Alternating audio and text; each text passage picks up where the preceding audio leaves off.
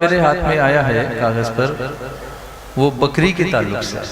بکری؟ جی، کیونکہ گاؤں میں تو بکریاں بہت ہوتی ہیں اور انسان کے ساتھ چلتی پھرتی رہتی ہیں، تو یہ پوچھ رہے ہیں کہ کسی صاحب نے ایک بکری پائی ہے، کہیں سے پائی، جس کے مالک کو تلاشتے ہوئے تقریباً 6 ماہ گزر گئے، مگر اب تک کوئی مالک نہیں ملا۔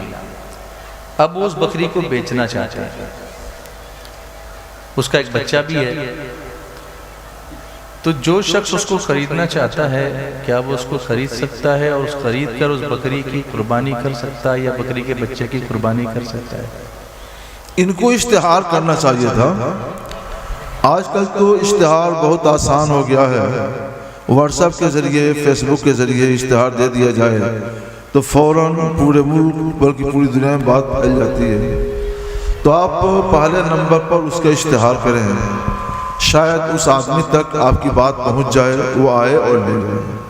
آج کل یہ بہت آسان ہو گیا، اور اگر اس کے باوجود وہ 10-15 روز میں نہیں آتا ہے اور آپ یہ محسوس کرتے ہیں کہ ہمیں اس بکری کو پالنا، اس کی حفاظت اور نگہداشت کرنا دشوار ہے، تو اس صورت میں یہ اجازت ہے کہ آپ اسے بیچ کر، مناسب دام پر بیچ کر، اور کچھ لوگوں کو گواہ بنا لیں، کم سے کم 2 لوگ گواہ بنا لیں کہ یہ بکری پڑی ہوئی ملی ہے غائب شدہ، اس کو میں نے حفاظت نقطہ نظر سے بیچ دیا، یہ اس کی رقم ہے، اور وہ روپے بینک کے فکس ڈپوزٹ میں جمع کر دیا جائے۔ اچھا، اور پھر اس کا بھی اشتہار کر دیا جائے کہ ایسا کر دیا گیا ہے، جس سے وہ نشان بتا لے تو اس کو اس کی پوری رقم واپس کر دی جائے گی۔ اچھا، تو رقم بینک میں جمع بھی رہے گی، بڑھتی بھی رہے گی،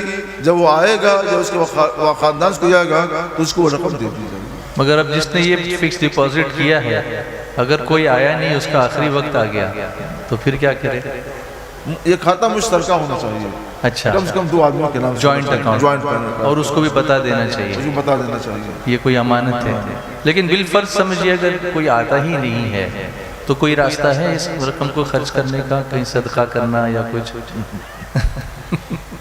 اگر کوئی نہیں آتا ہے تو آخری راستہ یہ ہے، یہ سمجھ رہا ہے کہ میرا وقت آ گیا ہے، میں جا سکتا ہوں، اور میرے بعد پتہ نہیں ہمارے لوگ اس کے ساتھ کیا کریں، تو اس نیت سے اسے مسکینوں پر صدقہ کر دے، مالک کی طرف سے صدقہ کر دے، جی، کہ ہم تو صدقہ کر دے رہے ہیں لیکن میری حیات میں کبھی آئے گا تو ہم اس کو ادا کر دیں گے۔ اچھا، اس طرح صدقہ کر دیں۔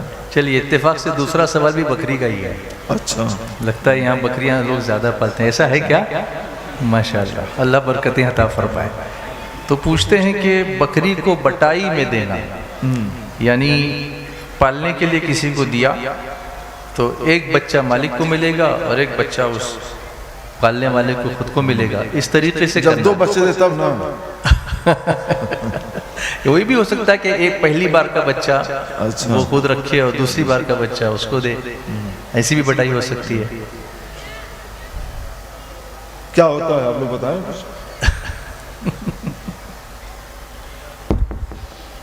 خیر، جی، یہ پوچھنا کیا چاہتے ہیں کہ اس طرح وہ کر سکتا ہے کہ نہیں، ایک بچہ خود رکھے ایک بچہ اس کو دے، اس طرح بٹائی پر بکری پال سکتے ہیں کہ نہیں؟ اس دور پہ کرنا شرعاً جائز نہیں ہے۔ اچھا، اس دور میں نہیں، اس طور پہ، اس طور پہ، اچھا، اس طور پہ کرنا شرعاً جائز نہیں ہے۔ ہاں، جو بکری کو پالتا ہے، کھلاتا پلاتا ہے، وہ ایک کام کر رہا ہے تو اس کو اس کی مزدوری ملنا چاہیے۔ اچھا، یومیہ یا ماہانہ اس کی جو مزدوری ہو، وہ مزدوری اس کو دی جائے۔ کیا پتا یہ بکری حمل سے ہوتی ہے کہ نہیں، حمل سے ہوتی ہے تو بچہ 1 دیتی ہے یا 2 دیتی ہے، یا بچہ دیتی ہے تو بچے زندہ رہتے ہیں یا مر جاتے ہیں۔ اگر بچے ہی نہیں ہوئے یا بچے پیدا ہوئے مگر دونوں کے دونوں مر گئے تو بکری والے کی تو بکری سلامت ہے، لیکن جس نے سال بھر تک پالا پوسا چارہ کرایا اس کو تو کچھ بھی نہیں ملا۔ تو اسلام ایسے کسی کاروبار کی اجازت نہیں دیتا کہ جو محنت کرے کام کرے اسے کچھ بھی نہ ملے، وہ محروم رہے۔ تو اس کا طریقہ یہی ہے، لیکن لوگ ایسا کرتے ہیں اور صبر کرتے ہیں، بچہ ایک لے، 2 بچے پیدا ہوئے تو ایک بچے لے لیتے ہیں۔ اس کے بعد ایک سوال یہ پیدا ہوتا ہے کچھ بچے کو قربانی کر سکتا ہے کہ نہیں؟ جی تو جب وہ مالک ہی نہیں ہے تو اس کی قربانی کیا کرے گا؟ وہ قربانی صحیح ہونے کے لیے ضروری ہے کہ وہ مالک ہو اور پھر وہ قربانی کرے، تو وہ قربانی صحیح و درست ہوگی۔ جب مالک ہی نہیں ہے تو اس کی طرف سے اس کی قربانی بھی صحیح نہیں ہے۔ تو ہزاروں لوگ اس طرح کے کاروبار کرتے ہیں، اجرت کے نام پر بچہ پاتے ہیں، قربانی کرتے ہیں یا بیچ کر کے پیسہ کماتے ہیں، حالانکہ وہ بچہ دوسرے کی ملک ہے۔ دوسرے کی ملک کو بیچ کر کے اپنے تصرف پھیلانا، دوسرے کی ملک کو بیچ کر کو قربانی کے نام پر ذبح کرنا، ان میں سے کوئی چیز جائز نہیں ہے۔ جی یہ سب کا سب ناجائز ہے۔ مگر میں نے خود بھی اس کا تجربہ کیا۔ اچھا، میری والدہ نے میری ایک بچی کو خوشی میں ایک بکری ہبہ کر دی کہ لو یہ بکری تمہاری ہے، جو کچھ اس کا نفع ہوگا سب تمہارا ہوگا۔ ہم لوگوں کو بکری پالنا نہیں آتا، کتاب پڑھنا آتا ہے، بکری پالنا نہیں آتا۔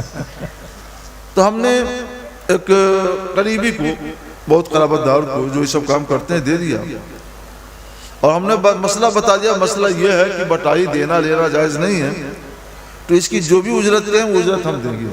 جی اجرت وہ مقرر کی گئی کہ بچے کا سال بھر میں جو بچہ ملے گا اس بچے کا جتنا دام ہو، اجرت اس کے کئی گنا زیادہ تھی سال بھر کی۔ اچھا، تو اجرت تو لیتے گئے اور میں اجرت دیتا گیا، مگر سال گزر گیا، بکری گابن نہیں ہوئی، صحت بھی خراب، دوسرا سال شروع ہو گیا، اس کا حال یہی۔ تو میں نے پوچھا کہ کیا بات ہے؟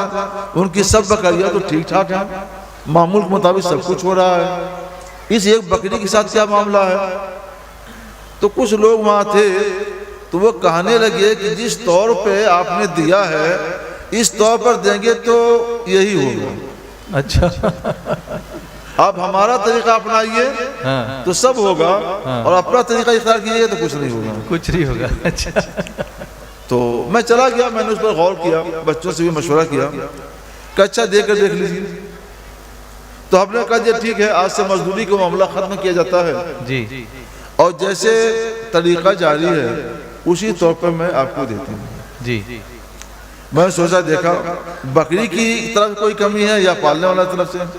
تو صاحب 2-3 مہینے بکری گابن بھی ہو گئی، اور ایک زمانے تک اس کی نسل سے برکت اور فیض ملتا رہا، ایک زمانے تک۔ اچھا، تو اس طرح کے اور بھی کئی واقعات میں نے سنے، معلوم ہے ایک وقت کا تجربہ تو میں نے خود کیا۔ تو اس رمضان سے پہلے والے رمضان میں میں نے یہ دیکھا کہ ہم اس میں کچھ نہیں کر سکتے ہیں اور کوئی برکت اس میں نہیں ہو سکتی ہے، تو عوام الناس کیا کر سکتے ہیں؟ عمل نہیں کر سکتے ہیں، اپنے لوگ بھی، قرابت دار بھی کوئی توجہ نہیں کرتے ہیں۔ تو بوجہ عموم بلوا ہم نے پھر اس کی اجازت دے دی۔ اب میں اس کی اجازت دیتا ہوں، آپ ایسا کر سکتے ہیں، ایسا کر سکتے ہیں۔ چلیے آسانی ہو گئی ماشاءاللہ۔ دیکھیے علماء اور فقہاء کا ہونا ہمارے لیے کتنی بڑی نعمت ہے ماشاءاللہ۔ حضرت ایک سوال بکری کے بعد مرغی کا آ گیا، پوچھوں؟ ہاں، ایک صاحب پوچھتے ہیں مرغی ذبح کر رہا تھا میں، تو وہ ساری رگیں بھی کٹ گئیں اور پوری گردن ہی کٹ گئی، اچھا تو وہ حلال ہوگی کہ نہیں ہوگی؟ اتنی بے احتیاطی نہیں کرنی چاہیے کہ ساری رگیں کٹ جائیں اور سر دھڑ سے جدا ہو جائے، یہ بے احتیاطی ہے، اور اس سے جانور کو بلا وجہ کی زیادہ ایذا پہنچتی، تکلیف پہنچتی ہے۔ جو 4 رگیں ہوتی ہیں اتنی کٹ جائے، اس کے بعد چاقو کو روک لیں اور کچھ دیر تک مرغ کو پکڑے رہیں، جی جب وہ ٹھنڈا ہو جائے تو اس کو اب چھوڑ دیں۔ پکڑنے کی بات اس لیے میں نے کہی کہ جو مرغ ذرا تندرست ہوتے ہیں تو ذبح کے بعد بھی وہ اڑنے لگتے ہیں. ہاں یہ ہوتا ہے. تو اس طور پر پکڑے کہ اڑنے نہ پائے لیکن بدن کو پھڑپھڑائے تاکہ اس کا خون نکل جائے. ذبح سے مقصود ہوتا ہے کہ خون بہہ جائے. جی تو پھر وہ حلال ہو جائے گا. گردن اتر گئی تو بھی حلال ہے, چاو ڈگیاں کٹ گئی تو بھی حلال ہے, مگر وہ طریقہ صحیح نہیں ہے. طریقہ صحیح وہی ہے گردن نہ اترنے پائے. جی جی جی. اچھا بکری کے بارے میں ایک چیز بھی بتا دوں جی کہ بکری صرف پریشانی نہیں کرتی ہے, جی یہ نجات بھی دیتی ہے صاحب. اچھا نجات بھی دیتی ہے, بہت سی بلاؤں سے پریشانیوں سے نجات دیتی ہے. جان کا بدلہ جان, تو بکری کو صدقہ دے دیجئے, جان کا بدلہ ہو گیا اور اللہ تعالیٰ چاہے گا تو شفا مل جائے گی. ایک واقعہ میرے ساتھ ہوا, 12 بجے رات کے بعد فون آیا میرے پاس. 12 بجے کے بعد؟ ہاں رات میں. ہاں حضرت بڑا غضب ہو گیا, بڑی پریشانی ہو گئی ہے, یہاں پہ سب لوگ افسردہ ہیں, مایوس ہیں. میں نے پوچھا کیا بات ہے؟ کہا کہنے کی بات تو نہیں. تو ہم کہتے فون کیوں کیا؟ کہنے کی بات نہیں تو کہو فون کیوں کیا؟ تو بتایا کہ یہاں پہ ہمارے یہاں چندہ ہو رہا تھا, ایک شخص نے جوش میں آ کر اپنی 1.5 سال کی بچی کو ہی چندے میں دے دیا. کس چیز کا چندہ تھا حضرت؟ مسجد کا چندہ. اس میں بچی دے دی؟ مسجد, ہاں بچی کو مسجد میں بچی کو چندے میں دے دیا. چندے میں 1.5 سال کی بچی. خوبصورت بچی تھی وہ نار. اس نے سوچا کہ ابھی جب نیلامی ہوگی 10-15 ہزار دے کر مجھ کو لے لوں گا. اچھا. مگر جب نیلامی شروع ہوئی تو 1 لاکھ, 1.5 لاکھ, 2 لاکھ, 3 لاکھ ایسے بولی بڑھتی گئی. تو اب گھر کے لوگ رونے لگے کہ ہمارے پاس نہ اتنی رقم ہے, نہ ہم بچی کو لے پائیں گے. اب افسوس یہ ہے کہ بچی ہمارے ہاتھ سے گئی, پتہ نہیں واپس نہیں آئے گی, پتہ نہیں کون لے جائے گا, کس کے پاس رہے گی, وہ کیسے رہے گی. اب پوری مجلس, چندے کی کارروائی بند ہو گئی اور پوری مجلس غمگین. تب میرے پاس فون آیا. تو میں نے کہا کہ گھبرانے ضرورت نہیں ہے. ایک صحت مند بکری جو سال بھر کی ہو, اس کا جتنا دام ہونا چاہیے اتنا دام یا وہ بکری مسجد کو بچی کے فدیہ کے طور پر دے دیا جائے اور بچی کو واپس لے لیا جائے. کہتے ہیں کام چل جائے گا. ہم نے کہا ہو جائے گا. سبحان اللہ سبحان اللہ. پھر وہاں نعرے لگنے لگے, موبائل سے میں سن رہا تھا, بڑی خوشی ہوئی. پھر وہ کہتے ہیں حضرت بات تو بڑی اچھی لگی مگر آپ نے کہا کہاں سے؟ تو میں نے کہا یہ تو آپ لوگ سنتے رہتے ہیں, سب جانتے ہیں. جی بقرعید کے زمانے میں اور فدیناہ بذبح عظیم سب سنتے ہیں. سبحان اللہ. کہ ہم نے ایک ذبح عظیم کے ذریعے اسماعیل کو بچا لیا. جی سبحان اللہ سبحان اللہ. اسماعیل علیہ السلام کی قربانی کا حکم تھا, سبحان اللہ, مٹا دیا تھا. سبحان اللہ. اللہ تعالیٰ کو بچانا منظور ہوا تو فدیے میں دمبا آیا. وہ پیغمبر تھے, دمبا آ گیا, جنت سے آ گیا. یہ پیغمبر نہیں ہے تو بکری بھی کافی ہے. سبحان اللہ سبحان اللہ. کیا بات ہے. اور اس کا فیض مجھے کیا ملا کہ دوسرے دن انہوں نے ایک بڑا ڈبہ خمیرہ حکیم ارشد کا بھیج دیا. اچھا. اور میرے خیال سے 3 سال کا زمانہ ہو گیا ہوگا, وہ ڈبہ آتا رہتا ہے. اچھا آتا ہی رہتا ہے, آتا رہتا ہے. یہ بکری کی برکت ہے. برکت تو مسئلہ بتانے کی ہے, لیکن بکری کتنی نفع بخش ہے جی کہ ایک بچے کی جان گئی, گھر کے لوگوں کو خوشی ہوئی اور ہم کو خمیرہ ابلیشن ملا اور مل رہا ہے ماشاءاللہ. اچھا ابھی بکری سے ہم آتے ہیں گاڑی پر. 4 ویلر 2 ویلر, آج کل ہر ایک کے گھر میں 2-2 3-3 گاڑیاں 4 ویلر 2 ویلر سب چل رہی ہیں. تو ان کو قسطوں پر خریدنا, بینک کے جو انسٹالمنٹس ہوتے ہیں اس پر خریدنا کیسا ہے؟ خرید سکتے ہیں, بینک سے قسطوں پر خرید سکتے ہیں.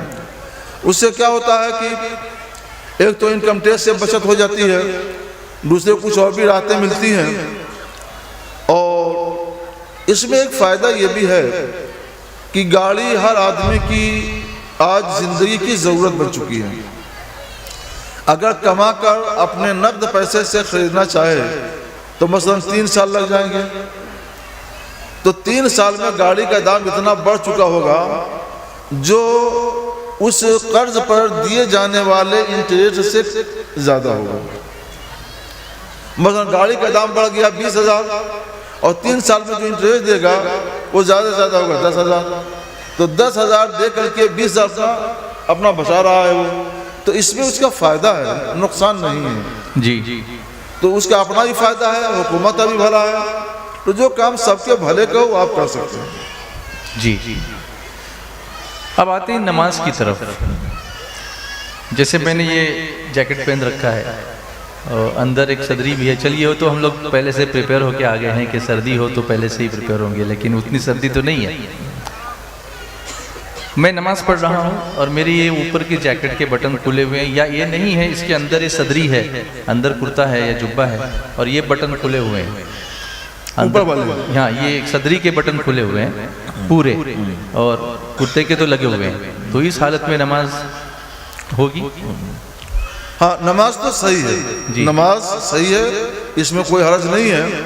البتہ فقہا کے اقوال سے ملتا ہے کہ اگر صدری کے بٹن کھلے ہوئے ہوں، اندر کا بند ہے تو نماز تو ہوگی، لیکن یہ مکروہ ہے جی کیونکہ اس طور پر پہننے کی عادت نہیں ہے، لوگوں کے درمیان تعامل نہیں ہے، جی عمل نہیں ہے، لوگ اس طور پر پہن کر کے ججوں کے دربار میں نہیں جاتے، لیکن اب میرے خیال سے حالات بدل چکے ہیں، جی عرف بدل چکا، تعامل بدل چکا، جی اب کھلی صدری پہننا بھی عادت کے مطابق ہو چکا ہے، جی اور لوگ اس طور پر بھی ججوں کے دربار میں چلے جاتے ہیں، جی اور اس کو بے ادبی نہیں تصور کیا جاتا، جی اس لیے بہتر تو وہی ہے جی کہ بٹن لگا کر پڑھے، جی لیکن اگر کسی نے بغیر بٹن لگائے پڑھ لیا تو بھی نماز ہو جائے۔ جی جی چلیے یہ تو صدری کی بات ہوئی، لیکن اگر اندر والا جو کرتا ہے اس کے بھی بٹن اگر پورے کھلے ہوئے ہوں تو اس کے لیے بھی یہی حکم ہوگا؟ ہاں اگر اندر کے بٹن کھلے ہوئے ہیں اور اوپر بھی کھلا ہوا ہے، اس طور پر کھلا ہے کہ یہ جو گلے کے پاس ہڈی ہوتی ہے دونوں طرف، جس کو ہنسلی کی ہڈی بولتے ہیں، یہ کھل جائے تو یہ بے ادبی کی دلیل مانی جاتی ہے۔ کسی بڑے کے دربار میں اس طور پر کھول کوئی نہیں جاتا ہے، بے ادبی ہوتی ہے، تو اللہ کی بارگاہ میں اس طور پر کھڑا ہونا یہ بھی بے ادبی ہے، جی لہٰذا یہ مکروہ ہے، اس سے بچا جائے۔ تو یہ مکروہ تحریمی ہے؟ ہاں مکروہ تحریمی ہے، تو پھر واجب الادا ہو جائے گی ہاں نماز واجب اگر اس نے کھلا رکھے؟ صحیح طور پر پڑھ کے نماز کو پڑھے، دوبارہ پڑھے۔ جی جی امامہ شریف بغیر ٹوپی کے باندھنا کیسا ہے؟ بغیر ٹوپی کے جی حضور سید عالم صلی اللہ تعالی علیہ وسلم ٹوپی پر ہی امامہ پہنتے تھے، جی نیچے ٹوپی ہوتی تھی اور اس کے اوپر امامہ باندھتے تھے۔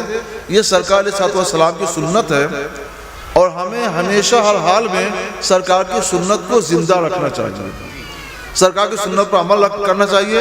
جو سرکار کی سنت پر عمل کرتے ہیں تو اللہ تعالیٰ انہیں سر بلند کرتا ہے، بغیر ٹوپی کے امامہ نہیں۔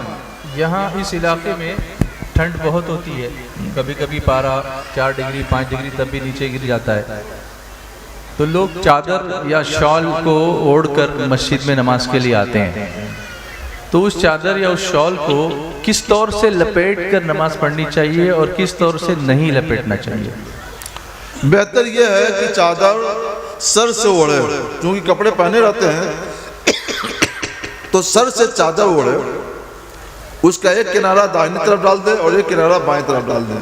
لیکن اگر اس طور پر چادر ڈھلکنے کا اندیشہ ہو تو ایک کنارہ مثلا بائیں طرف کا کنارہ تھوڑا سا بڑا رکھے، دائنی طرف کا تھوڑا چھوٹا رکھے کہ اس کندھے پر آ جائے، یوں کر کے یوں اس کندھے پر ڈال لیا، اور بائیں طرف کنارہ تھوڑا سا بڑا رکھے کہ اس کو گھما کر کے گلے میں لا کے اس کو گھڑس سکے، گلے میں گھڑس لے گا تب وہ گرنے سے ڈھلکنے سے محفوظ ہو جائے گا، ایسا کر سکتا ہے، لیکن سر سے ہی پہننا چاہیے، اوڑھنا چاہیے، کندھے سے نہیں۔ اچھا کندھے سے نہیں، لیکن اگر چادر چھوٹی ہے تو کندھے سے ہی پہن سکتا ہے، اوڑھ سکتا ہے، لیکن عام طور پر جو چادریں ملتی ہیں اور سردیوں میں جو استعمال کی جاتی ہیں وہ لمبی ہوتی ہیں، ان کو سر سے اوڑھ سکتے ہیں۔ جی جی یہاں ماشاءاللہ خواتین بھی ہیں، ان کا تو دن بھر بھی اجتماع چلتا رہا، لیکن ان کا شوق دیکھیے کہ یہ رات میں بھی بیٹھی ہیں، اور اتنی مؤدب ہیں کہ خاموش بیٹھی ہے ماشاءاللہ. یہ تو بہت بڑی بات بہت بڑی بات ہے ماشاءاللہ. اللہ سب کو جزائے خیر عطا فرمائے. تو ان کی طرف سے ایک سوال آیا ہے کہ 10 بیویوں کی کہانی پڑھنا کیسا؟ تم جنتی زیور پڑھو. اچھا، جنتی زیور. ہاں، اس میں 10 نہیں 10 سے زیادہ بیویوں کی کہانی ہے، صالحات کی کہانی ہے جی. اور بہت سے مسئلے مسائل بھی ہیں، شوہر اور بیوی کے حقوق بھی ہیں جی. اور دعا تعویذ کے نقوش وغیرہ بھی دے دیے گئے ہیں. تو تمہارے لیے بہت بہتر ہے 10 بیویوں کی کہانی نہ پڑھو، اس کی کوئی حیثیت نہیں ہے اور یہ کسی سنی کی کتاب بھی نہیں ہے. جی. لہٰذا اس کو چھوڑ دو، اس کو مت پڑھو اور جنتی زیور پڑھو. جنتی زیور پڑھو گی، اس پر عمل کرو گی تو اللہ تمہیں جنت سے سرفراز کرے گا. ہمارے مکتبہ طیبہ کا سٹال بھی سامنے لگا ہوا ہے، وہاں بھی خواتین کے لیے بہت ساری کتابیں ہیں. اس میں سے ایک کتاب کا نام ہے تذکرہ صالحات. ہاں، تذکرہ صالحات یہ پڑھو. ٹھیک ہے، تذکرہ صالحات اچھی کتاب ہے، یہ لے لو اور اس کو پڑھو. اس سے تمہاری صلاح ہوگی، اللہ تعالیٰ اس کا فضل دے گا. حضور وہ مقصد ان کا ایصال ثواب کا ہوتا ہے اور اس کے ساتھ وہ کہانی رسماً پڑھنے لگی ہیں، لیکن اگر وہ کہانی نہ پڑھیں اور جو 10 بیویوں کے نام اس میں آتے ہیں وہ بھی اللہ کی نیک بندیاں ہیں تو ان کے لیے ایصال ثواب صرف کر لیں. جو نیک بندیاں ہیں، صالحات ہیں، ان کے لیے ایصال ثواب تو ہر حال میں جائز ہے جی. اور اس میں کوئی حرج نہیں ہے. کتاب کی بات ہے، جو کتاب کا مضمون ہے وہ مضمون درست نہیں، وہ صرف کہانی ہے، وہ کہانی ہے جی. تو اس کو مت پڑھو. اور صالحات کا جو بات ہے تو صالحات کا تذکرہ تمہیں تذکرہ صالحات میں ملے گا، جنتی زیور میں ملے گا. اس کو پڑھو، ان کو ایصال ثواب. اچھا، ایک نیک بیوی کا سوال یہ آیا کہ اس کی شادی تقریباً 20 سال پہلے ہوئی. اس وقت دین مہر جو تھا وہ 5000 روپے مہر اس کا طے کیا گیا. 5 سال پہلے شادی ہوئی؟ 20 سال پہلے. 20 سال پہلے. جی. اب وہ شوہر اس کو 5000 روپے 20 سال بعد دے رہا ہے تو وہ کہتی ہے کہ نہیں، بینک کے حساب سے ابھی لگ بھگ 40,000 ہوتے ہیں. کرنسی کا ریٹ بڑھ گیا تو اس کا مطالبہ اس طرح سے کرنا جائز ہے؟ اس نے شوہر سے تفریق کی ہوگی. ایسا مطالبہ جائز نہیں ہے، یہ تو سود کا مطالبہ ہوگا. یہ مال شوہر کے ذمہ قرض ہے اور اس نے قرض نہیں ادا کیا تو اس پر سود در سود در سود در سود لگتے لگتے بہت ہو جاتا ہے. اسلام سود کی اجازت نہیں دیتا ہے. جی. جو مقرر ہوا ہے وہی لو اور اسی پر قناعت کرو تو اللہ تمہیں 20,000 سے زیادہ کی برکت دے دے گا. سبحان اللہ. تھوڑا ہو اللہ تمہیں 20,000 سے زیادہ کی برکت دے دے گا. سبحان اللہ. تم آزما کر تو دیکھو. جی. ہاں، میں مردوں کو یہ ضرور کہوں گا، ہم تو جہاں نکاح پڑھاتے ہیں تو وہاں عورتوں کی وکالت کرتے ہیں جی کہ مہر نقد ادا کرنا چاہیے. جی. تو عموماً لوگ راضی ہو جاتے ہیں اور نقد دے دیتے ہیں. اور اگر کہیں نہیں ہو پاتا ہے تو ہم یہ کہتے ہیں زیور دے رہے ہو کہاں؟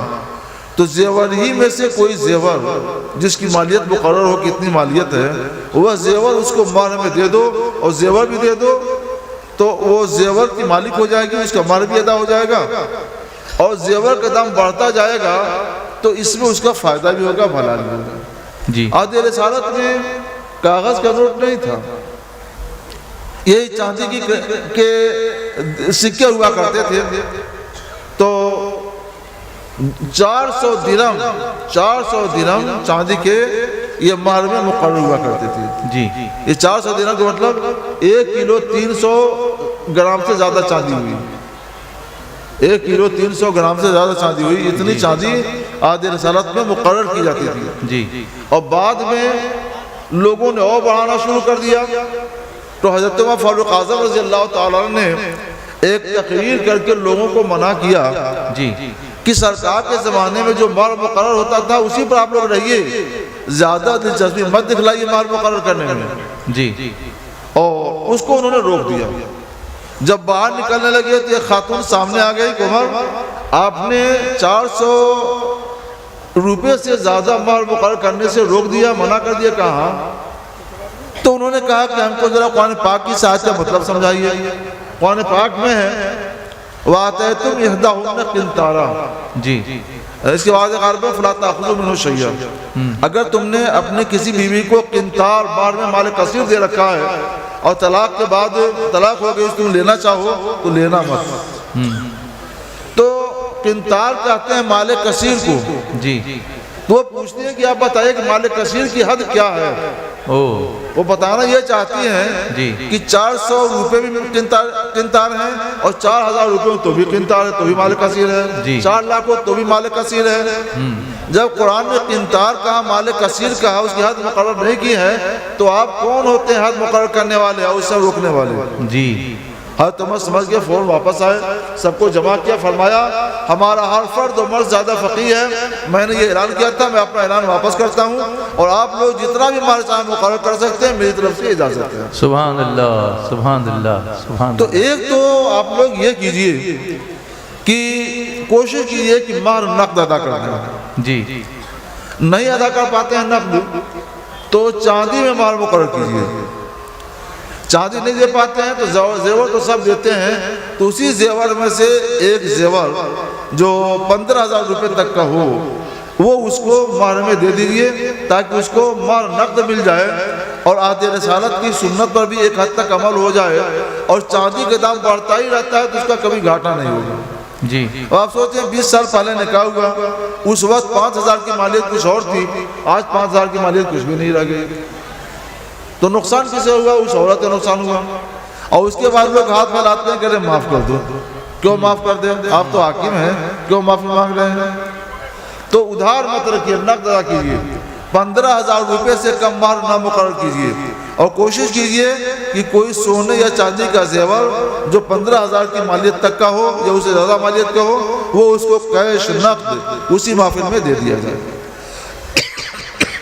حضرت خضر کے نام سے تالاب یا ندی کے کنارے جا کر خواتین کا فاتحہ کروانا کیسا ہے؟ اچھا جی گھر سے فاتحہ نہیں ہو سکتی ہے؟ وہ تو جاتی ہیں ندی کنارے؟ نہیں، اس کی رات نہیں ہے۔ عورتیں جب جائیں گی نا تو وہ پھر دوسری تیاریوں کے ساتھ بھی جاتی ہیں، تو وہ دوسری تیاریاں نہیں ہوتی تو ہم سوچتے اس پر جی فاتحہ کرنے کے لیے کسی ندی، تالاب، حوض پر جانے کی کیا ضرورت ہے؟ یہ شریعت میں کہیں نہیں ہے۔ آپ حضرت سیدنا خضر علیہ السلام کے لیے فاتحہ کریں، اس حال ثواب کریں، کوئی بات نہیں ہے، وہ اللہ کے ایک نبی ہیں جو آج بھی زندہ ہیں، تو ان کے لیے اس حال ثواب کر سکتے ہیں، لیکن اپنے جو بھی کچھ بھی پکائیں حلال کھانا اپنے گھر پہ پکائیں، اپنے گھر پہ فاتحہ دیں، ان کو اس کا ثواب ملے گا اور ان کی طرف سے اس کا فیض آپ کو ملے گا۔ دریا پر جانے کی کوئی ضرورت نہیں ہے اور تیاریوں کی بھی کوئی ضرورت نہیں ہے۔ جی ایک نوجوان نے بڑا محبت بھرا سوال پوچھا ہے، سب تک توجہ دیں۔ وہ پوچھتے ہیں کہ کوئی نوجوان کسی لڑکی کو پسند کرتا ہے تو اس کو اپنی دعا میں مانگنا کیسا ہے اللہ سے؟ اچھا دعا کرے کہ میرا نکاح کیسے ہو جائے، اور اس کے لیے منت ماننا کیسا ہے؟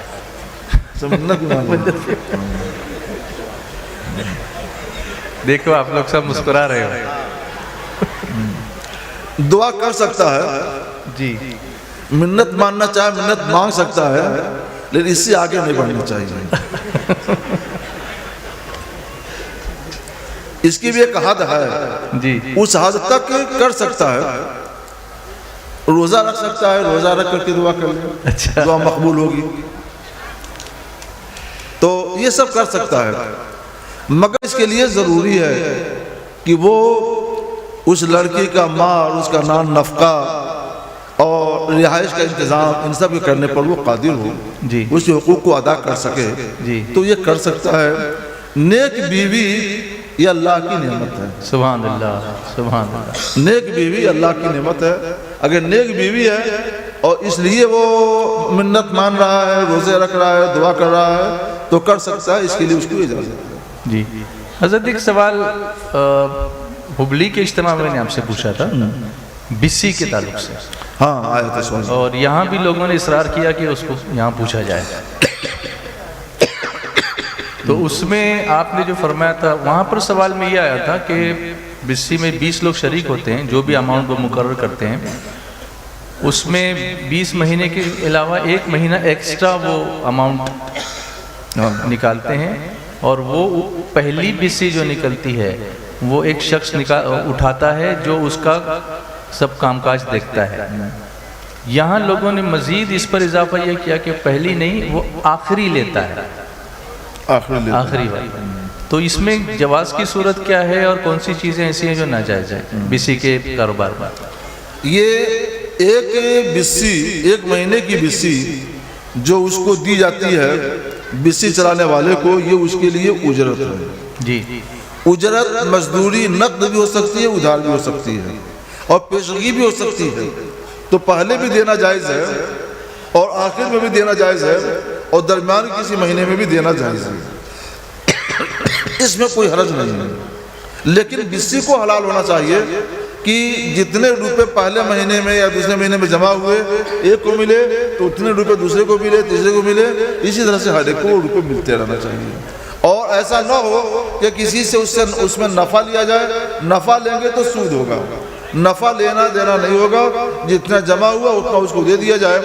تو یہ ایک طرح سے باہمی تعاون ہوگا اور اس باہمی تعاون کے لیے اجازت ہے۔ خاموشی اختیار کریں پلیز، سب مل کر درود شریف پڑھ لیجئے۔ صلی اللہ علیہ نبی الامی وآلہ صلی اللہ علیہ وسلم، صلاۃ و سلام علیک یا رسول اللہ۔ بیٹی کو وراثت میں کچھ نہ دینا اور مانگنے پر باپ اور بھائی کا بیٹی سے اور بہن سے یہ کہنا کہ تمہاری شادی میں جو ہم نے خرچ کیا ہے وہی تمہارا وراثت کا حصہ ہے، ایسا کرنا کیسا ہے؟ یہ غلط ہے۔ کوئی اپنی طرف سے اپنی مرضی سے جو چاہے دے دے، یہ اس کی طرف سے ہبہ ہے، تحفہ ہے، نذرانہ ہے۔ اور جو آدمی کسی کو تحفہ یا نذرانہ دیتا ہے وہ اس کے کسی حق کا معاوضہ نہیں ہوتا، بدلہ نہیں ہوتا ہے۔ تو لڑکی کا اپنا حق برقرار ہے، لڑکی کا حق قرآن نے مقرر کیا ہے، اللہ نے مقرر کیا ہے۔ اس لیے اگر باپ کا ماں کا انتقال ہوتا ہے تو قرآن نے، اللہ نے اس کا جو حق مقرر کیا ہے وہ حق بھائیوں کو دینا پڑے گا، یہ دینا فرض ہے۔ جی حضور، ایک سوال ڈیفرنٹ ہے آج۔ میں کچھ دیر پہلے کچھ علماء بیٹھے تھے، ان سے گفتگو کر رہا تھا، تو انہوں نے کہا کہ یہ چھوٹے بڑے بوڑھے جوان سب اس میں ملوث ہوتے جا رہے ہیں اور اس کو پوچھنا ضروری ہے۔ اس کی زیادہ تفصیل میرے پاس نہیں ہے، تو جب میں سوال کروں گا تو علماء کرام اگر اس کے تعلق سے کوئی زیادہ تفصیل ہو تو وہ بتا سکتے ہیں۔ وہ ہے ایک ایپلیکیشن کے بارے میں جس کو کہتے ہیں ڈریم 11۔ ڈریم 11 اس میں یہ ہوتا ہے کہ جو گیمز ہوتے ہیں اس کی ٹیم بنتی ہے، کرکٹ ہے سمجھ لیجئے، تو جو لوگ ہوتے ہیں اپنی طرف سے ٹیم بناتے ہیں، اور وہ ٹیم جب کھیلتی ہے تو جو نام جیسے میں نے کوئی ٹیم بنائی اور میں نے جو ٹیم بنائی بالکل وہ جو ٹیم ایکچولی کھیل رہی ہے اس سے میچ ہو رہی ہے، تو اس میں جو پلیئرز پرفارم کرتے ہیں اس کے مطابق اس نسبت سے ان کو پیسے ملتے ہیں۔ اور اس اسکیم میں شریک ہونے کے لیے کمپنی کی طرف سے ایک موٹی رقم آفر کی جاتی ہے، سمجھو 1 کروڑ کی رقم ہے، لیکن اس کی ممبرشپ کے لیے ہر فرد کو 500 روپیہ انویسٹ کرنا پڑتا ہے، ہر شخص 500 روپیہ انویسٹ کرتا ہے، جو یہاں سوال میں لکھا ہے وہ اتنا ہی ہے۔ تو اس طرح کی اسکیم میں شریک ہونا اور ایک طرح کا ایک گیمبل ہی ہے کہ وہ پلیئر پرفارم کرے گا یا نہیں کرے گا، جلدی آؤٹ ہو جائے گا یا کیا ہوگا۔ ہاں، یہ سوال تو آیا، اس میں پوری بات نہیں لائی گئی ہے۔ اس میں یہ بھی ہوتا ہے جی کہ جس نے جو کھلاڑی مقرر کیے تھے وہ کھلاڑی کامیاب ہو گئے، جیت گئے، تو اس کو لمبی رقم انعام میں مل جاتی ہے۔ جی اور وہ ہار گئے تو اس کو اپنی ساری رقم گنوانی پڑ جاتی ہے۔ اچھا، یہ بھی ہوتا ہے، یہ ہوتا ہے۔ ہاں ہاں، تو یہ جوا ہے، کھلا جوا، قمار بازی جوا بازی ہے، اور جو جوا بازی قمار بازی شریعت میں حرام ہے۔ قرآن نے اس کو حرام قرار دیا، حرام، اور رزق قرار دیا ناپاک۔ لہٰذا ہرگز ایسا کام نہ کیا جائے اور اس سے بچا جائے. اس سے بچا جائے. اللہ ہمیں سب کو بچنے کی توفیق عطا فرمائے. ایک صاحب پوچھتے ہیں کہ میری سمجھ میں یہ بات نہیں آتی کہ سورہ فاتحہ کے بغیر تو نماز نہیں ہوتی، تو ہم لوگ تو جب امام کے پیچھے پڑھتے ہیں تو کچھ پڑھتے نہیں ہیں، تو پھر ہماری نماز کیسے ہو جاتی ہے؟ اچھا جی. امام کی قرات آپ کے لیے بھی قرات ہو جاتی ہے. امام کی نے جو قرات کی وہ آپ کے لیے بھی قرات ہے. حضرت جابر بن عبداللہ رضی اللہ تعالیٰ عنہ سے روایت ہے کہ رسول اللہ صلی اللہ علیہ وسلم نے ارشاد فرمایا من صلی خلف الامام فقرات الامام لہ قراء، جس نے امام کے پیچھے نماز پڑھی تو امام کی قرات اس کے لیے بھی قرات ہے. تو مقتدی کی نماز بغیر قرات کے نہیں ہوئی، قرات کے ساتھ ہوئی. یہ الگ بات ہے کہ اس نے امام کو نمائندہ بنا دیا تو اس کا پڑھنا اس کے لیے بھی پڑھنا ہوگا. ایک واقعہ مجھے یاد آیا کہ خارجیوں کی ایک جماعت میں جو 70 افراد پر مشتمل تھے، امام اعظم ابو حنیفہ رحمۃ اللہ علیہ کو گھیر لیا. وہ ہر نماز میں قرات کے قائل تھے، سورہ فاتحہ پڑھی جائے، قرات کی جائے. امام اعظم رحمۃ اللہ علیہ مقتدی کو امام کے پیچھے نماز پڑھنے سے منع کرتے تھے. انہوں نے گھیر لیا، آپ ہمیں مطمئن کریں ورنہ آپ کا کام ہم لوگ تمام کر دیں گے. وہ سب بولنے لگے، غوغا ہونے لگا، شو ہونے لگا. تو امام اعظم رحمۃ اللہ علیہ نے فرمایا دیکھو تم لوگ 70 ہو، ہم اکیلے ہیں، تو نہ ہم سب کی بات سمجھ سکتے ہیں، نہ سب کو محفوظ رکھ سکتے ہیں، نہ سب کا جواب دے سکتے ہیں. ایسا کرو کہ اپنا ایک نمائندہ مقرر کرو، جس کی بات سب کی بات ہو، وہ جو کہے سب کی بات مانی جائے اور ہم اس کو جواب دیں تو یہ ہمارا جواب ہو جائے. تو انہوں نے کہا یہ تو بہت اچھی بات ہے. انہوں نے مقرر کر لیا کہ فلاں آدمی ہمارا نمائندہ رہے گا اور اس کی بات ہماری بھی بات ہوگی. تو امام اعظم رحمۃ اللہ علیہ نے فرمایا پھر تو تم لوگوں نے ہمارا مسئلہ آسان کر دیا. اگر تم اپنا نمائندہ مقرر کر لو کہ اس کی بات سب کی بات ہوتی ہے جی تو اللہ کی بارگاہ میں جس کے مقتدیوں نے اپنا نمائندہ بنا لیا ہے جی تو اس کی قرات سب کے لیے قرات کیوں نہیں ہوئی؟ کیا بات ہے. سبحان اللہ. سب اٹھے اور چلے گئے. سبحان اللہ سبحان اللہ سبحان اللہ. حضور آج کل عمرہ ٹورز کافی ہیں اور لوگ کثرت سے حرمین شریفین کی زیارت کے لیے جاتے ہیں عمرے کے لیے اور مدینہ منورہ. پہلے حج کے بعد رمضان شریف کے بعد جو ہے یہ معاملہ بند ہو جاتا تھا عمرے کا، اور پھر وہ حج ہو جانے کے بعد 10ویں محرم کے بعد پھر سفر کے مہینے میں پھر دوبارہ عمرے کی اجازت ہوتی تھی. لیکن اب سعودی گورنمنٹ نے اس کو سال بھر کے لیے الاؤ کر دیا ہے، یعنی آپ کبھی بھی جا سکتے ہیں، جس میں شوال کا مہینہ بھی شامل ہے. تو شوال کا چاند دیکھنا وہاں یا اس وقت شوال کے مہینے میں عمرہ کرنا، کیونکہ اشہر حج شروع ہو جاتے ہیں، تو اس کا کیا مسئلہ ہے؟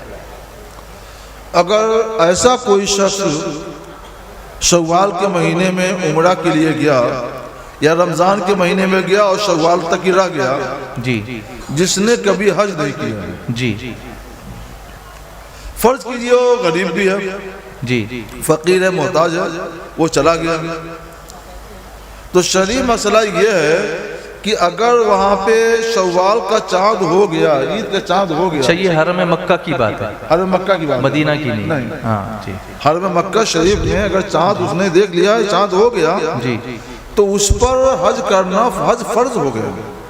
اچھا حج فرض ہو گیا.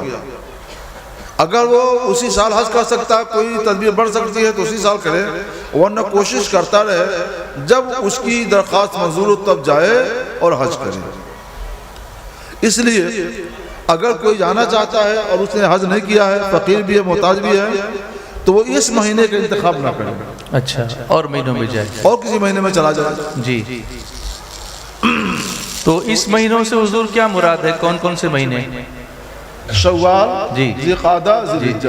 ذوالحجہ میں تو خیر عمرے کی اجازت ملتی ہی نہیں ہے، جی لیکن شوال اور ذوالقعدہ ہی 2 مہینے ہیں. ہاں ان میں نہ جائے. اچھا پھر گاؤں میں آتے ہیں.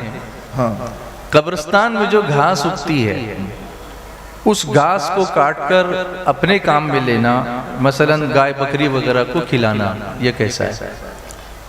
قبروں پر جو گھاس ہوتی ہے، ہری گھاس، اسے فقہاء نے کاٹنے سے ممانعت فرمائی ہے. کہ قبروں سے ہری گھاس کو نہ کاٹا جائے، کیونکہ جب تک وہ گھاس ہری ہے اللہ کی تسبیح کرتی رہتی ہے، اور اس سے میت کو عرس حاصل ہوتا ہے، میت پر اللہ کی رحمت اترتی ہے۔ تو یہ میت کو اللہ کی رحمت سے طرح سے محروم کر دینا ہے، اچھا، لہٰذا نہ کاٹا جائے۔ ہاں اگر گھاس بہت بڑی بڑی ہو گئی ہے اس لیے تھوڑا اوپر سے کاٹ لے رہا ہے تاکہ کم ہو جائے اور باقی گھاس اس پر اگی رہے، تو حالات کے پیش نظر معلوم ہونے کے بعد ہم لوگ گنجائش کی راہ نکالتے ہیں، تو اس سے پھر اس وقت رابطہ کیا جائے۔ اس وقت رابطہ کریں گے جی، تو ہم جائزہ لیں گے، جائزہ لینے کے بعد پھر اس کا حکم بتائیں گے انشاءاللہ۔ جی، ایک سوال یہ پوچھتے ہیں کہ ہمارے یہاں مسجد کے لیے ایک ایسی زمین وقف میں آئی جو روڈ سے 7 فٹ نیچے ہے، وہ زمین، ہاں روڈ سے 7 فٹ نیچے ہے، تو تعمیر کے وقت اس جگہ کو روڈ کے برابر ڈھال کر اوپر مسجد بنائی گئی، نیچے والا حصہ ابھی بھی وہ خالی ہے، تو جو نیچے خالی جگہ ہے اس کو مدرسے کے کام میں لا سکتے ہیں یا اس کو مٹی سے بھر دینا چاہیے؟ اصل میں نیچے جو جگہ خالی ہے وہ جگہ بھی مسجد ہے، بلکہ وہ جگہ ہی مسجد ہے۔ اچھا، مسجد کسی عمارت کا نام نہیں ہے، جی، مسجد شریعت میں اس زمین کو کہتے ہیں، اس جگہ کو کہتے ہیں جو اللہ کی عبادت اور نماز کے لیے خاص کی گئی ہے۔ وہاں پر ایک عمارت بنا لی جاتی ہے تاکہ دھوپ سے، برسات سے، ٹھنڈک سے حفاظت رہے۔ وہ عمارت نہ بھی ہو تب بھی وہ مسجد ہے، عمارت نہ بھی ہو تو بھی وہ مسجد ہے، وہ جگہ، جی، تو اس لیے جو زمین نیچے کی ہے اس کو تھوڑا بہت بھر کر کے صحیح کر لیں اور وہاں بھی نماز پڑھیں، اچھا، نیچے بھی نماز نیچے پڑھیں، بھی نماز پڑھیں، تک وہ مسجد ہی ہوگی اوپر وہ تک؟ مسجد ہی ہے۔ اچھا اچھا، لوگ کیا کرتے ہیں پہلے سب کچھ کر لیتے ہیں تب مسئلہ پوچھتے ہیں، ہمیں پہلے مسئلہ پوچھنا چاہیے تب کچھ کرنا چاہیے۔ جی جی جی جی جی، جیسے کسی صاحب نے پوچھا کہ اگر چاند پر جاؤں گا تو کس طرف رک کر کے نماز پڑھوں گا؟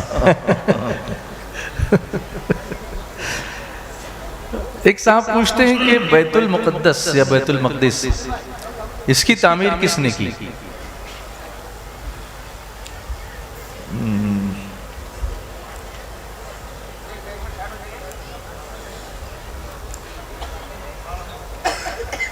حضرت سیدنا سلیمان علی نبینا وعلیہ السلام نے اس کی تعمیر فرمائی۔ جی، اول اس کی تعمیر اس سے بھی پہلے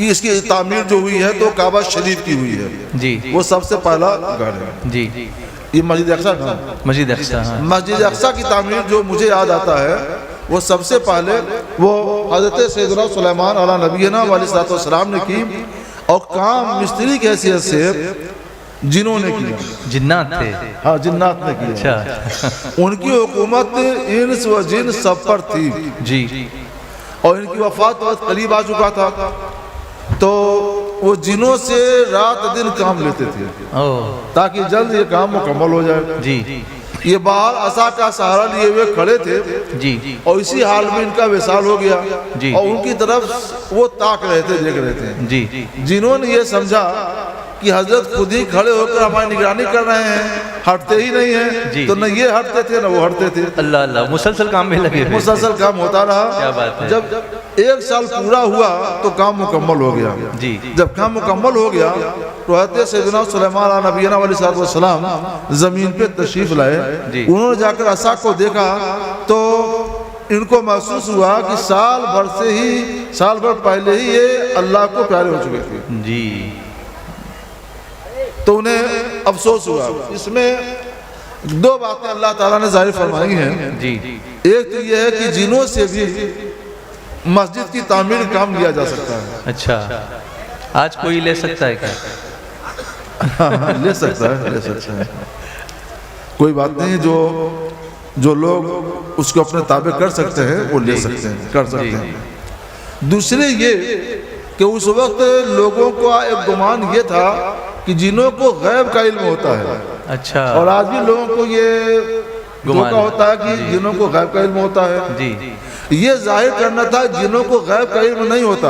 اگر علم ہوتا غیب کا تو سال بھر تک دن رات کام میں نہیں لگے رہتے. کیا بات ہے، واہ واہ واہ، سبحان اللہ سبحان اللہ سبحان اللہ. اس کی آپ لوگ اس واقعی پیش نظر اپنی اصلاح کریں.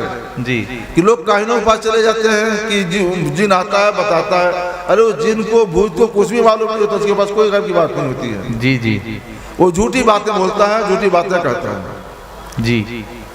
اور اس سے بھی معلوم ہوا کہ مسجد تعمیر کرنا یہ حضرات انبیاء علیہ السلام کی سنت ہے. سبحان اللہ. اور اس کے لیے وہ خود نگرانی کر رہے تھے. تو ہماری نگاہ میں حضرت سلیمان نبی علیہ السلام نے اس کی تعمیر کی. سبحان اللہ سبحان اللہ. انتقال کے بعد میت کو کسی ضرورت کے پیش نظر فریج میں رکھنا کیسا ہے؟ فریج میں رکھنا؟ جی فریج میں نہیں رکھنا چاہیے. فریج کا فریزر آتا ہے جو بہت ہی ٹھنڈا ہوتا ہے. علماء فرماتے ہیں کہ جس چیز سے، بلکہ حدیث پاک میں آیا ہے کہ جس چیز سے زندہ کو ایذا ہوتی ہے، تکلیف پہنچتی ہے، اس سے میت کو بھی ایذا ہوتی ہے اور تکلیف پہنچتی ہے. اگر کسی زندہ کو فریزر میں رکھ دیا جائے آدھا گھنٹہ کے لیے تو برداشت نہیں کر سکتا. جی پھر میت کیوں رکھنا جائز ہوگا؟ اور وہ بھی ہفتے تک رکھتے ہیں، ایک مہینہ تک رکھ دیتے ہیں. یہ ناجائز ہے، گناہ ہے. فریزر کے استعمال اس کے لیے ہرگز نہیں ہونا چاہیے. اگر عزم شریعت نے جو مسئلہ جو بیان کیا ہے، جو ہدایات دی ہیں، تو اس کے لیے نہ فریج کی ضرورت ہے نہ فریزر کی. حکم یہ ہے کہ جہاں بھی جس کا انتقال ہو اس کو وہیں کے قبرستان میں دفن کر دیا جائے اور جلد سے جلد دفن کر دیا جائے. جی. مگر کبھی کبھی ایسا ہوتا ہے حضرت کہ ایک گاؤں سے دوسرے گاؤں لے جاتے ہیں اور اس میں سفر کے جو سارے لوازمات ہیں ان کو پورا کرنے میں دیر ہوتی ہے، جس سے یہ اندیشہ ہوتا ہے کہ جسم جو ہے وہ پھٹنے نہ لگے. تو اس وجہ سے یہ تو ہمارا اپنا معاملہ ہوا نا. جی ہم نے خود ایسا کیا، اس لیے میت کی تکلیف تو نہیں پہنچا سکتے ہیں. وہ طریقہ اختیار کیجئے کہ جس سے میت کو ایذا بھی نہ ہو اور میت کا جسم محفوظ بھی رہے. میرے خیال میں اس کے لیے کوئی انجیکشنز بھی آتے ہیں. ہاں انجیکشن لگا لیا جائے. جی وہ کر لیا جائے. جی. ایک سوال آزاد میدان وادی نور میں نے پوچھا تھا، لیکن یہ مجمع وہاں نہیں تھا، تو یہ جاننا چاہتے ہیں اچھا کہ موجودہ زمانے میں یوٹیوب چینل سے لوگ پیسے کماتے ہیں. یوٹیوب چینل سے؟ ہاں، اپنا چینل بنا لیا، اس کو چلا لیا، پھر اس پر جتنے ویوز آتے ہیں تو اس سے بھی پیسے ملتے ہیں. ہاں، یہ اس سال سوال آیا تھا. اور اس میں کچھ ایڈورٹائزمنٹس بھی آتی رہتی ہیں جس میں بہت ساری ایسی بے حیائی کی باتیں بھی ہوتی ہیں جو اسلام جس کی اجازت نہیں دیتا. یہ سوال تھا، تو یہ اس کی وضاحت یہاں بھی فرما دیں.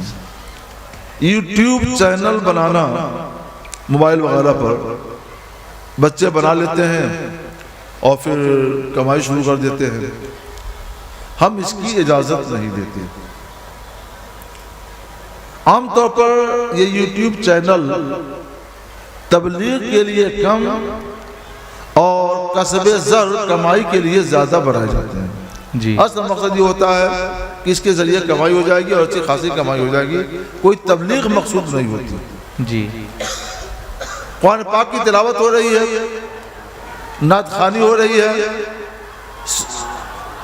سوال و جواب کی بحث چل رہی ہے، جی. فقہی مسائل بیان ہو رہے ہیں، کسی خطیب کی تقریر چل رہی ہے، اور آپ لوگ تشریف رکھیں. جی میں جانتا ہوں کہ شاید سید امین صاحب آ رہے ہوں گے، لیکن وہ آ جائیں گے اسٹیج پر. آپ تشریف رکھیں، کوئی بھی نہیں اٹھے، پلیز بیٹھ جائیں. ادب یہی ہے کہ یہاں علمی مسائل کی گفتگو ہو رہی ہے، اس وقت کسی کے لیے نعرہ لگانا مناسب نہیں. یہاں دھیان دیجئے. تو قرآن پاک کی تلاوت ہو رہی ہے، نعت خوانی ہو رہی ہے، اور اسی درمیان